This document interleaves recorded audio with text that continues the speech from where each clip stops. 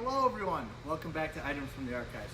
I'm Max. Today we're taking a look at two different searchlights that were used by the Department of Commerce Airways in the 1920s and 1930s to help guide early airmail planes before radar and navigational techniques have been perfected.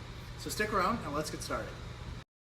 These two aerial beacon lights were made by two different manufacturers but served the same purpose. Before radar was invented, these lights would have been lined up at 10-mile intervals to help guide airmail pilots to their destinations. At the high point of lighted airways in 1946, 2,112 beacons operated along 124 airways in the United States. The last of the federal beacons shut down in 1972.